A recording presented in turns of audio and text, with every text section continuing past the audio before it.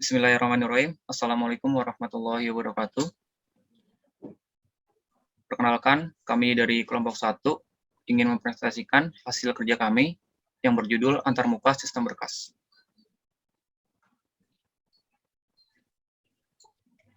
Berikut nama anggota kelompok dari kelompok 1.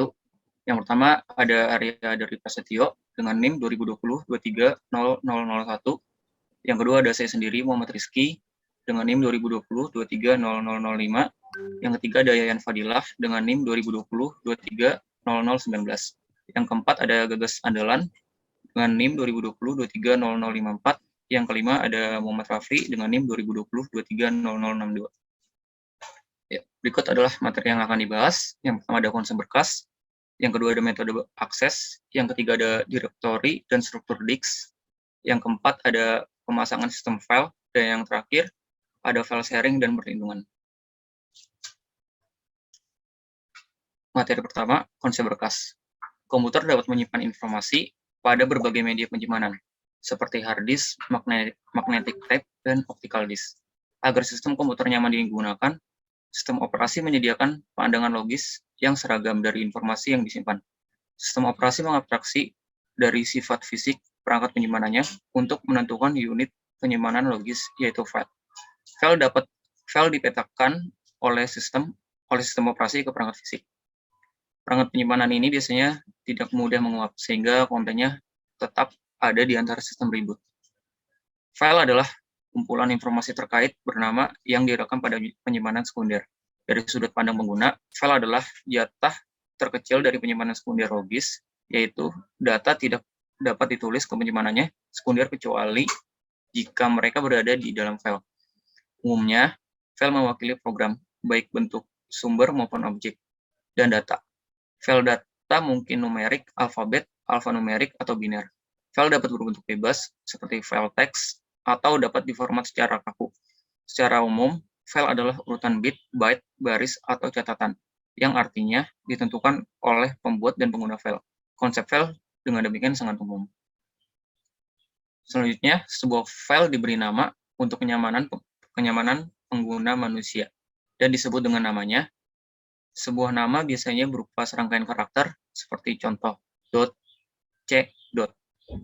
Beberapa sistem membedakan antara karakter huruf besar dan kecil dalam nama, sedangkan sistem lain tidak. Ketika sebuah file diberi nama, itu menjadi independen dari proses pengguna dan bahkan sistem yang membuatnya. Misalnya, satu pengguna mungkin membuat file, contoh, .c, dan pengguna lain mungkin mengedit file itu dengan menentukan namanya. Pemilik file mungkin menulis file ke disk USB, mengirimkannya sebagai lampiran email, atau menyalinnya melalui jaringan, dan file tersebut masih dapat dipanggil contoh .c pada sistem tujuan. Adapun atribut file bervariasi dari satu sistem operasi ke sistem operasi lainnya, tetapi biasanya terdiri dari ini. Yang pertama itu ada nama. Nama file simbolis adalah satu-satunya informasi yang disimpan dalam bentuk yang dapat dibaca manusia. Yang kedua ada pengenal, yaitu tag unik ini biasanya berupa angka, mengidentifikasi file di dalam sistem file. Di dalam sistem file itu adalah nama file yang tidak dapat dibaca manusia. Yang ketiga ada jenis, yaitu informasi ini diperlukan untuk sistem yang mendukung berbagai jenis file. Next. Yang keempat yaitu ada lokasi, yaitu informasi ini adalah menunjuk ke perangkat dan lokasi file di perangkat itu. Yang kelima ada perlindungan, yaitu akses kontrol informasi, menentukan siapa yang dapat melakukan membaca, menulis, mengeksekusi, dan sebagainya. Yang terakhir yaitu ada waktu, tanggal, dan identifikasi pengguna, yaitu informasi ini dapat disimpan untuk pembuatan modifikasi terakhir dan penggunaan terakhir. Data ini dapat berguna untuk perlindungan, keamanan, dan pemantauan pengguna. Next. Baik, selanjutnya akan dijelaskan oleh teman saya, yaitu Arya Dari. Waktu dan tempat dipersilakan. Baik, terima kasih Rizky. Melanjuti poin yang selanjutnya, masih di konsep berkas. Kali ini kita ada di poin operasi file. File adalah tipe data abstrak. Untuk mendefinisikan file dengan benar, kita perlu mempertimbangkan operasi yang dapat dilakukan pada file.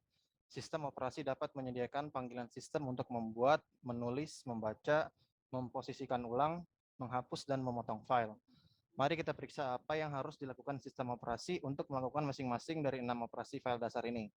Maka akan mudah untuk melihat bagaimana operasi serupa lainnya, seperti mengganti nama file, dapat diimplementasikan. Yang pertama, membuat sebuah berkas. Ada dua cara dalam membuat berkas. Yang pertama itu, tempat baru dalam sistem berkas harus dialokasikan untuk berkas yang akan dibuat. Kedua, sebuah direktori harus mempersiapkan tempat untuk berkas baru. Kemudian direktori tersebut akan mencatat nama berkas dan lokasinya pada sistem berkas. Yang kedua, menulis pada sebuah berkas. Untuk menulis pada berkas, kita menggunakan sistem call beserta nama berkas yang akan ditulis dan informasi apa yang akan ditulis pada berkas. Ketika diberi nama berkas, sistem mencari ke direktori untuk mendapatkan lokasi berkas.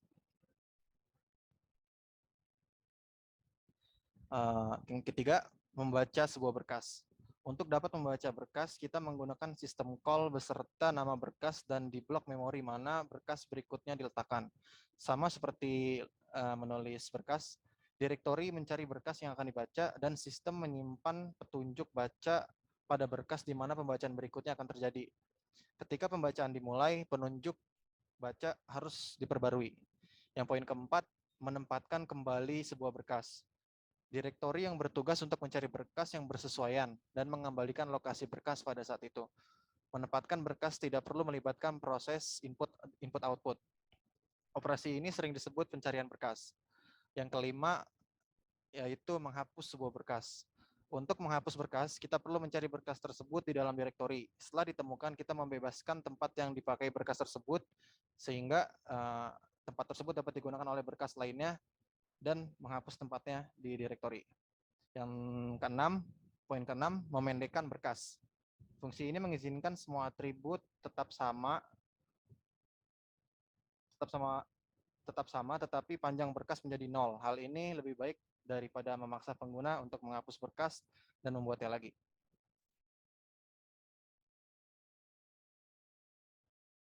Lalu masih di konsep berkas, kali ini kita memasuki poin di jenis berkas. Pertimbangan utama dalam perancangan sistem berkas dan seluruh sistem operasi adalah apakah sistem operasi itu harus mengenali dan mendukung jenis berkas. Jika suatu sistem operasi mengenali jenis dari berkas, maka ia dapat mengoperasikan berkas tersebut. Contoh, apabila pengguna mencoba mencetak berkas yang merupakan kode biner dari program yang pasti akan menghasilkan sampah. Hal ini dapat dicegah apabila sistem operasi sudah diberitahu bahwa berkas tersebut merupakan kode biner. Teknik yang umum digunakan dalam implementasi jenis berkas adalah menambahkan jenis berkas dalam nama berkas. Nama dibagi dua, nama dan akhiran, ekstensi. Biasanya dipisahkan dengan karakter titik. Sistem menggunakan akhiran tersebut untuk mengindikasikan jenis berkas dan jenis operasi yang dapat dilakukan pada berkas tersebut. Sebagai contoh, hanya berkas yang berakhiran .bat, .exe, dan .com yang bisa dijalankan atau dieksekusi. Lalu di bawah ini adalah tabel dari jenis-jenis berkas atau file. Yang pertama ada file yang berekstensi executable, akhirannya atau ekstensinya itu exe, com, bat, dan bin. Fungsinya itu program yang siap dijalankan.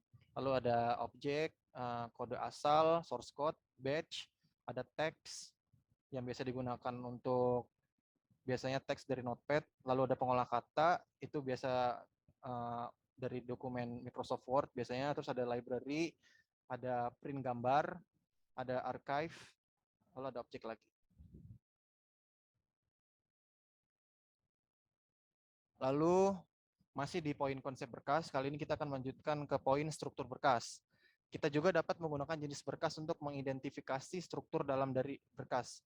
Berkas berupa source dan objek memiliki struktur yang cocok dengan harapan program yang membaca berkas tersebut.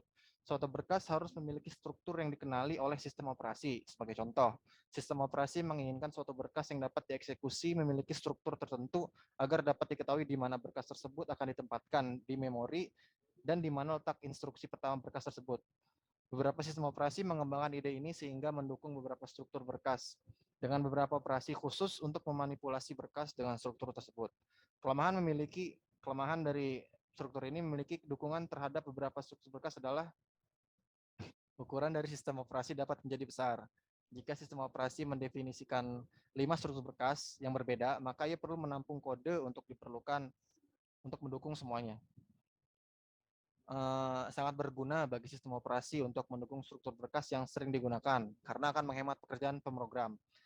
Terlalu sedikit struktur berkas yang didukung akan persulit membuat program. Terlalu banyak juga akan membuat sistem operasi terlalu besar dalam penggunaan memorinya dan pemrogram akan bingung. Lalu yang selanjutnya adalah poin kedua, yaitu metode akses yang akan dibawakan oleh teman saya, Gagas Andelan. Waktu dan tempat dipersilakan. Baik, saya akan melanjutkannya di materi metode akses. Ketika digunakan informasi yang menyimpan berkas harus dapat diakses dan dibaca ke dalam memori komputer. Beberapa sistem hanya menyediakan satu metode akses untuk berkas. Pada sistem yang lain, contohnya IBM, terdapat banyak dukungan metode akses yang berbeda. Masalah pada sistem tersebut adalah memilih yang mana yang tepat untuk digunakan pada satu aplikasi tertentu. Metode akses terbagi atas poin pertama, sequential access merupakan metode yang paling sederhana. Informasi yang disimpan dalam berkas diproses berdasarkan urutan. Operasi dasar pada suatu berkas adalah tulis dan baca. Operasi baca membaca berkas dan mengingatkan pointer berkas selama di jalur lokasi I/O. Operasi tulis menambahkan ke akhir berkas dan meningkatkan ke akhir berkas yang baru. Poin kedua, direct access merupakan metode yang membiarkan program membaca dan menulis dengan cepat pada berkas yang dibuat dengan fixed logical order tanpa adanya urutan. Metode ini sangat berguna untuk mengakses informasi dalam jumlah besar. Biasanya database memerlukan hal seperti ini. Next. Masih di poin metode akses, penggunaan nomor blok relatif bagi sistem operasi adalah untuk memutuskan lokasi berkas diletakkan dan membantu mencegah pengguna dari pengaksesan suatu bagian sistem berkas yang bukan bagian pengguna tersebut. Next. Selanjutnya masuk ke poin 3, directory dan struktur disk. Next. Selanjutnya kami mempertimbangkan cara menyimpan file. Tentu saja tidak ada komputer tujuan umum yang hanya menyimpan satu file. Biasanya ada ribuan, jutaan, bahkan miliaran file di dalam komputer. File disimpan pada perangkat penyimpanan akses acak, termasuk hard disk, disk optik, dan disk solid state berbasis memori. Perangkat penyimpanan dapat digunakan secara keseluruhan untuk sistem file. Itu juga dapat dibagi lagi untuk kontrol yang lebih halus. Misalnya disk dapat dipartisi menjadi 4 bagian, dan setiap kuartal dapat menampung sistem file terpisah. Perangkat penyimpanan juga dapat dikumpulkan bersama ke dalam kumpulan RAID yang memberikan perlindungan dari kegagalan satu disk. Terkadang disk dibagi lagi dan juga dikumpulkan ke dalam kumpulan RAID. Next. Selanjutnya masuk struktur penyimpanan. Seperti yang baru saja kita lihat, sistem komputer tujuan umum memiliki beberapa perangkat penyimpanan, dan perangkat tersebut dapat diiris menjadi volume yang menampung sistem file. Sistem komputer mungkin memiliki 0 atau lebih sistem file, dan sistem file mungkin dari berbagai jenis. Misalnya, sistem Solaris, yang khasnya mungkin memiliki lusinan sistem file dari selusin jenis yang berbeda. Contohnya, TMPFS, sistem file sementara yang dibuat di memori utama yang mudah menguap dan isinya terhapus jika sistem reboot atau crash. OBJFS, sistem file virtual pada dasarnya antarmuka ke kernel yang terlihat seperti sistem file yang memberi debugger akses ke simbol kernel. CTFS, sistem file virtual yang memelihara informasi kontrak untuk mengelola proses mana yang dimulai saat sistem melakukan booting dan harus terus berjalan selama operasi. LOFS, sistem file loopback yang memungkinkan satu file sistem file untuk diakses menggantikan yang lain. Pro CFS, sistem file virtual yang menyajikan informasi tentang semua proses sebagai sistem file.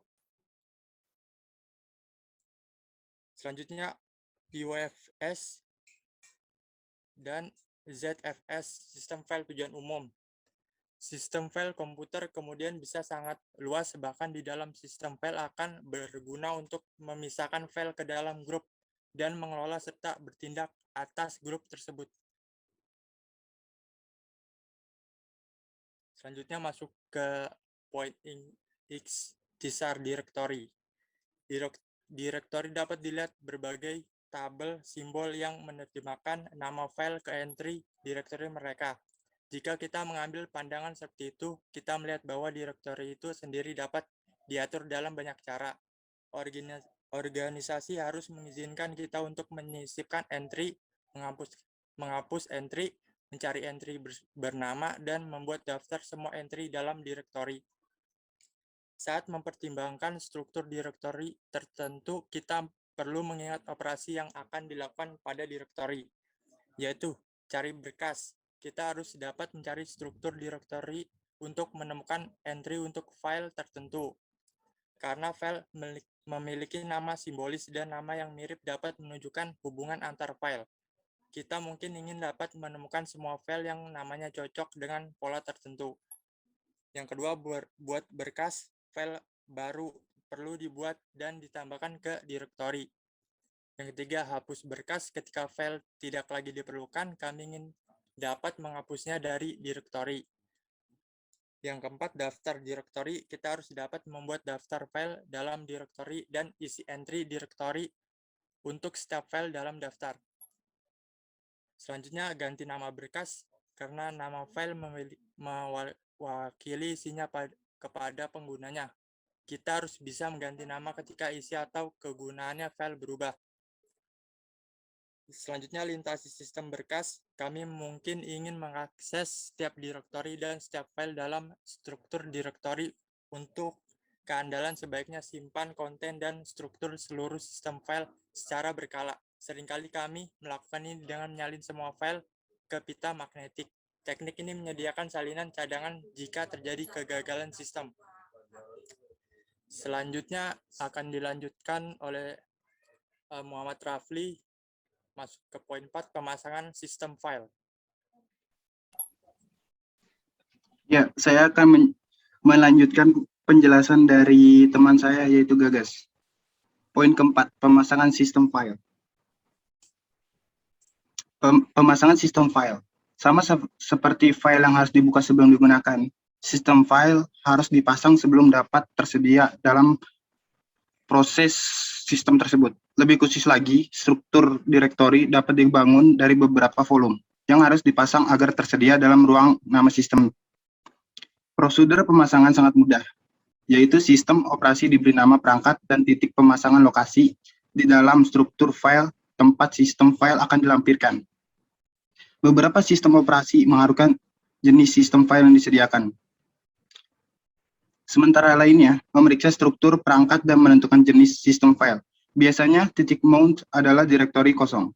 Selanjutnya, sistem operasi memverifikasi bahwa perangkat berisi sistem file yang valid. Ia melakukannya dengan meminta driver perangkat untuk membaca directory perangkat dan memverifikasi bahwa directory tersebut memiliki format yang diharapkan. Akhirnya, sistem operasi mencatat dalam struktur direktorinya bahwa sistem file dipasang pada titik pemasangan yang ditentukan. Masih di pemasangan sistem file. Sistem memaksakan semantik untuk memperjelas fungsionalitas. Misalnya, sistem mungkin melarang pemasangan di direktori yang berisi file, atau mungkin membuat sistem file yang di-mount tersebut di direktori itu, dan mengaburkan file-file direktori yang ada sampai sistem file unmount. Menghentikan penggunaan sistem file dan mengizinkan akses ke file-file asli di directory itu. Mempertimbangkan tindakan sistem operasi macOS X. Setiap kali sistem menemukan disk untuk pertama kalinya, baik saat boot atau saat sistem sedang berjalan, sistem operasi macOS X mencari sistem pada perangkat. Jika ditemukan, secara otomatis memasangkan sistem file di bawah atau volume directory, menambahkan icon folder berlebar nama sistem file seperti yang disimpan dalam direktori perangkat. Pengguna kemudian dapat mengklik icon dan dengan demikian menampilkan sistem file yang baru dipasang. Masih di pemasangan sistem file. Keluarga sistem operasi Microsoft Windows mempertahankan struktur direktori 2 tingkat yang diperluas dengan perangkat dan volume ditetapkan dengan huruf drive. Volume memiliki struktur direktori grafik umum yang terkait dengan huruf driver. Jalur ke file tertentu berbentuk huruf drive, path to file, versi Windows yang lebih memungkinkan sistem file untuk dipasang di mana saja di pohon direktori. Seperti halnya Unix, sistem operasi Windows secara otomatis menemukan semua perangkat dan memasang semua sistem file yang terletak saat boot. Dalam beberapa sistem, seperti Unix, perintah mount bersifat eksplisit. File konfigurasi sistem berisi daftar perangkat dan titik pemasangan. Untuk pemasangan otomatis saat boot, tapi pemasangan lain dapat dijalankan secara manual. Poin kelima, file sharing dan perlindungan. File sharing. Di bagian ini, memeriksa lebih banyak aspek berbagai file. Kami mulai dengan membahas masalah umum yang muncul ketika banyak berbagai file. Setelah beberapa pengguna diizinkan untuk berbagi file, tantangannya adalah memperluas berbagai ke beberapa sistem file, termasuk sistem file jarak jauh. Kami membahas tantangan itu juga. Terakhir, kami mempertimbangkan apa yang harus dilakukan tentang tindakan yang bertentangan yang terjadi pada file bersama. Banyak pengguna. Ketika sistem operasi mengakomodasi banyak pengguna, masalah berbagai file, penamaan file, dan perlindungan file menjadi yang utama, mengingat struktur direktori yang memungkinkan file untuk dibagikan oleh pengguna. Sistem harus mengaruhi file di sharing. Sistem dapat mengizinkan pengguna untuk mengakses file pengguna lain secara default atau mengharuskan pengguna secara khusus memberikan akses ke file. Ini adalah masalah kontrol dan perlindungan akses.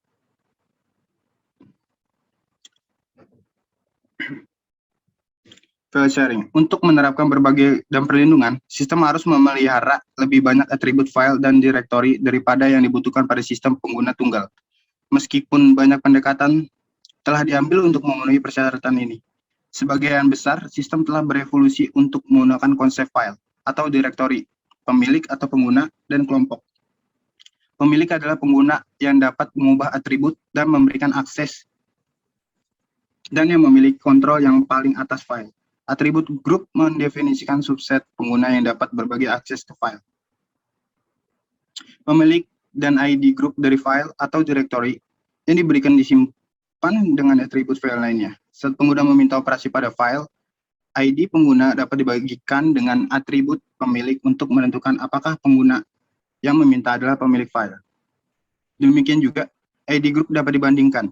Hasilnya menunjukkan menunjukkan izin mana yang berlaku. Sistem kemudian menerapkan izin tersebut ke operasi yang diminta dan mengizinkan atau menolaknya. Banyak sistem memiliki beberapa sistem file lokal, termasuk volume 1 disk atau beberapa volume pada beberapa disk yang terpasang. Dalam kasus ini, pemeriksaan ID dan pencocokan izin sangat mudah. Setelah sistem file dipasang.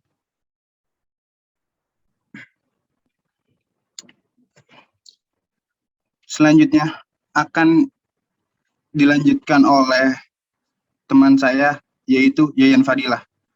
Tempat dipersilakan. Baik, terima kasih. Saya yang akan menjelaskan tentang file sharing. File sharing, sistem file jarak jauh. Dengan munculnya jaringan, komunikasi antar komputer jarak jauh menjadi mungkin. Jaringan memungkinkan berbagi sumber daya yang tersebar di kampus atau bahkan di seluruh dunia. Salah satu sumber daya yang jelas untuk dibagikan adalah data dalam bentuk file. Melalui evolusi teknologi jaringan dan file, metode berbagi file jarak jauh telah berubah. Metode pertama yang diterapkan melibatkan transfer file antar mesin secara manual melalui program seperti FTP. Metode utama kedua menggunakan sistem file terdistribusi atau DFS, di mana direktori jarak jauh terlihat dari mesin lokal. Dalam beberapa hal, metode ketiga, World Wide Web, adalah pengembalian ke yang pertama. Peramban diperlukan untuk mendapatkan akses ke file jarak jauh dan operasi terpisah. Pada dasarnya, pembungkusan untuk FTP digunakan untuk mentransfer file. FTP digunakan untuk akses anonim dan diautentikasi. Akses anonim memungkinkan pengguna untuk mentransfer file tanpa memiliki akun di sistem jarak jauh. World Wide Web menggunakan pertukaran file anonim hampir secara eksklusif. DFS melibatkan integrasi yang lebih erat antara mesin yang mengakses file jarak jauh dan mesin yang menyediakan file. Integrasi ini menambahkan kompleksitas seperti yang dijelaskan di bagian ini. Perlindungan. Ketika informasi disimpan dalam sistem komputer, kita ingin menjaganya tetap aman dari kerusakan fisik, masalah keandalan, dan akses yang tidak tepat, masalah perlindungan. Keandalannya umumnya disediakan oleh duplikat salinan file.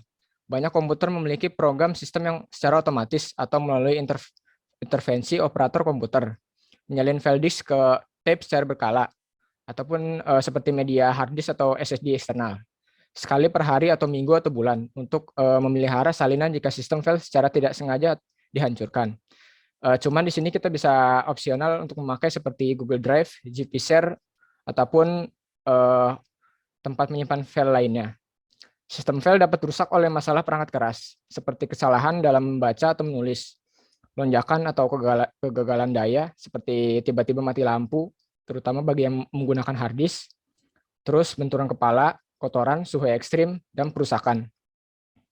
File mungkin terhapus secara tidak sengaja. Bug dalam perangkat lunak sistem file juga dapat menyebabkan hilangnya konten file. Konten file juga bisa hilang akibat virus ataupun zaman sekarang yang sedang maraknya yaitu adalah ransomware. Perlindungan dapat diberikan dengan banyak cara. Untuk sistem laptop pengguna tunggal, kami mungkin memberikan perlindungan dengan mengunci komputer di laci meja atau lemari arsip. Namun dalam sistem multi pengguna yang lebih besar, diperlukan mekanisme lain. Untuk metode seperti ini di zaman sekarang sudah tidak relevan karena lebih baik menyimpan file di Google Drive ataupun GPshare, ataupun kita menggunakan BitLocker untuk mengamankan data file kita, dan juga menggunakan antivirus untuk memberikan perlindungan yang lebih ketat.